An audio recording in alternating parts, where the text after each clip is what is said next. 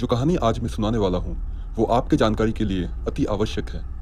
शायद ऐसी घटना आपके साथ भी हो, इसलिए इस वीडियो को बिना स्किप किए पूरी कहानी सुनने की रिक्वेस्ट करता हूँ। तो चलिए शुरू करते हैं आज की काला जादू की एक सच्ची कहानी। मेरा परिवार, जो कि एक शिक्षित परिवार है, किसी भी प्रकार के अंधविश्वास पे नहीं मानते थे। पर एक घटना हमारे साथ कुछ ऐसा हुआ जिसने मेरे पापा का तबीयत बिगड़ा दिया और मेरे भैया की जान ले ली। ये बात है सन 1992 से 1993 की। हम तब किराए में रहते थे। पापा ने सालों की जमाई हुई पैसों से एक ज़मीन का टुकड़ा खरीदा था एक घर बनाने के लिए। पापा का एक सपना था कि हमारा अपना एक घर हो। हमने जब उस ज़मीन पे मकान बनाने का काम शुरू किया तब वहाँ के रहने वाले एक आदमी जिनका नाम है मुंशी राम मेरी मम्मी से आके कहने लगा, आप लोगों ने ये मेरे साथ अच्छा नहीं किया। मैं ये ज़मीन अपने बेटे के लिए खरीदना चाहता था। मम्मी ने ये सुन के उनसे कहा, ऐसा क्या? हमें तो ये पता नहीं था। तो भैया, आप अगर यही ज़मीन लेना चाहते हैं तो हमें इसका दाम देके हमसे खरीद लीजिए, हमें कोई आपत्ति नहीं होगी। फिर मुंशीराम ने कहा, अब बहुत देर हो चुकी है। जब इस ज़मीन को मैं उचित दाम से खरीदने के लिए तैयार था तब आपके पति का इस ज़मीन को ज़्यादा भाव से खरीद कर इसमें घुसना उचित नहीं हुआ। ये बोलकर वो चले गए और तभी से हमारे बीच एक दुश्मनी सी शुरू हो गई। हम तब छोटे थे तो हमें इन सब के बारे में ज़्यादा कुछ पता नहीं था। कुछ महीनों के बाद जब हमारा घर तैयार हो गया था तब हम उसमें शिफ्ट हो गए। पापा का सपना साकार हुआ।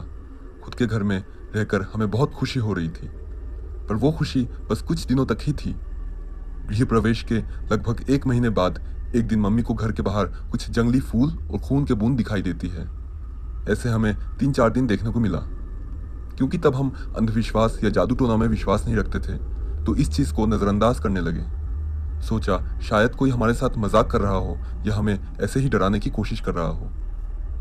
3 महीने बीत गए थे और हम नया साल 1993 पे कदम रख चुके थे। एक दिन रात के करीब 1 बजे मुझे हमारे घर के अंदर पत्थर गिरने की आवाज़ सुनाई दिया।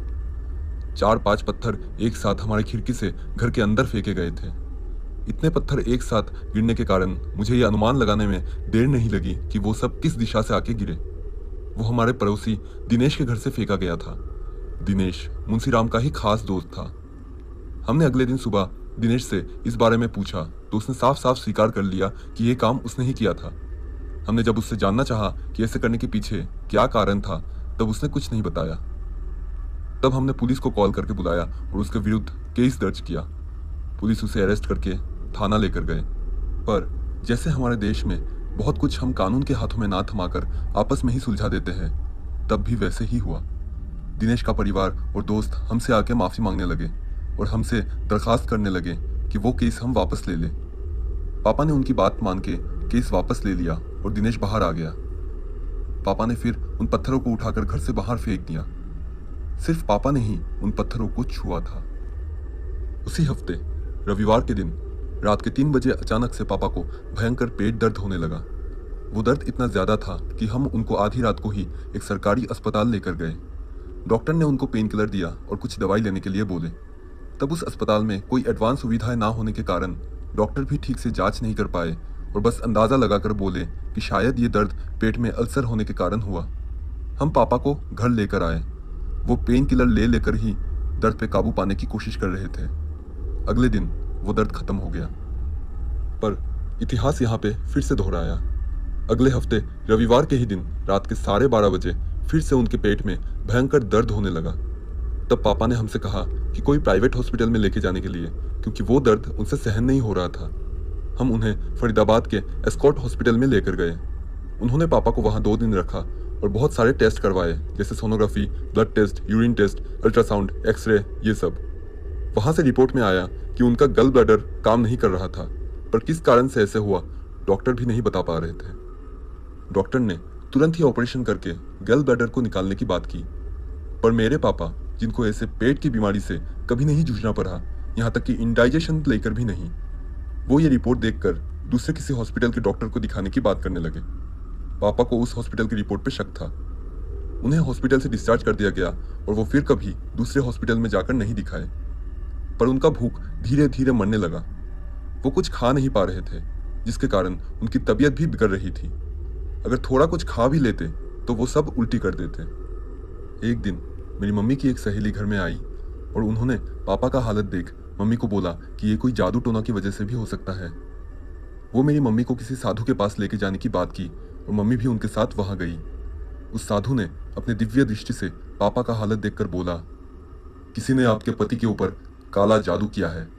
उन्होंने कुछ ऐसी चीज को हाथ लगाया है जिससे एक बुरी आत्मा आपके पति के अंदर समा गया।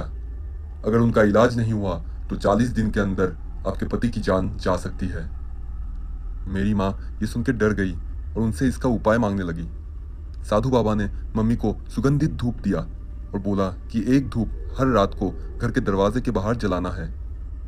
मम्मी ने उनकी बात मानकर रोज धूप जलाने लगी, पर पापा की तबीयत में कोई खास सुधार नहीं आया सिवाय दर्द कम होने के। शायद वो पेन किलर का ही असर था। फिर एक दिन हमारे जान पहचान का एक आदमी हमारे घर आए। उन्होंने आके पापा का ये हाल देखकर मम्मी से कहा कि उनका एक चचेरा भाई है जो तांत्रिक है और अपने तंत्र मंत्र की विद्या से ये सब ठीक कर सकते हैं। अगले ही दिन वो अपने भाई अशोक को लेकर हमारे घर आए। अशोक ने पापा को दूर से देखकर मम्मी को कहने लगा, ये तो एक भयानक काला जादू किया गया है जिसका नाम है कालिया मसान। ये एक ऐसी तंत्र विद्या है जो एक इंसान को 40 दिन के अंदर निश्चित मृत्यु के घाट उतार देती है। हमें इससे जल्दी से जल्दी ठीक कराना होगा। अशोक ने फिर कुछ सामान का लिस्ट भैया के हाथों सौंप दिया और वो सब खरीद के लाने के लिए बोला। मैं और मेरे भैया वो सब सामान लाने बाजार चले गए। उस लिस्ट में 3 बोतल दारू और एक जिंदा मुर्गा भी था जो हम लेकर आए। तभी पापा को ये सब चीज़ों के बारे में पता चला और वो मम्मी को डांटने लगे कि आजकल के ज़माने में पढ़ी लिखी होकर भी ये सब अंधविश्वास मान रही है। पर मम्मी ने उनकी एक ना सुनी। अशोक ने फिर एक खाली कमरे की मांग की जहां वो अपना तंत्र मंत्र का काम करेगा। उन्होंने बोला कि इसमें हम भी शामिल हो सकते हैं, पर वहां किसी तरह की छोटी से छोटी आवाज़ भी नहीं होनी चाहिए और कोई डरना भी नहीं चाहिए। हम राजी हुए और उसमें शामिल हो गए। हमने देखा कि वो 40 मिनट तक पापा के ऊपर कुछ मंत्र पढ़ रहे थे। फिर उन्होंने पापा के सर के ऊपर वो जिंदा मुर्गा रखा और उसका गला दबोच के उसे मार दिया। पापा तब बेहोश हो गए थे। अशोक ने कहा कि इससे जो बुरी शक्ति उनके अंदर समाई हुई थी वो निकल गई और उनके शरीर काफ़ी कमज़ोर पड़ जाने के कारण उन्हें रोज़ 1 गिलास दूध पिलाने के लिए भी बोला। 1 हफ्ते बाद पापा की तबीयत में सुधार दिखने लगी और वो धीरे धीरे खाना पीना शुरू कर दिए थे। तब मेरे दिमाग में एक ख्याल आया कि क्या इसके आगे विज्ञान भी फेल हो जाते हैं। डॉक्टर ने तो कहा था कि तुरंत ही ऑपरेशन ना होने पे गल ब्लैडर अंदर ही फट जाएगी। तो क्या डॉक्टर गलत थे? क्या ये चीज़ विज्ञान के समझ से ऊपर है? खैर, हमने किसी तरह पापा को तो बचा लिया था, पर अपने भैया को नहीं बचा पाए। पापा के ठीक होने के करीब 4 महीने बाद भैया अचानक से बीमार पड़ने लगा, पर उसकी हालत तब भी पापा के जैसे बुरा नहीं हुआ था। पर अपने मौत से बस 2 दिन पहले ही वो बहुत ज़्यादा बीमार पड़ गया। तब उसने हमें बताया कि करीब 1 महीने पहले उसने अपनी मृत्यु का सपना देखा और रोज़ ही ऐसे अजीब अजीब सपने दिखते थे। हमेशा उसके आसपास किसी न किसी के रहने का अनुभव भी होता था। शायद भैया को भी तब अपना अंत नज़दीक दिख रहा था। मम्मी ने जब ये सुना तो उनको शक होने लगा कि ये कोई काला जादू ही होगा। मम्मी ने फिर अशोक को घर बुलाया।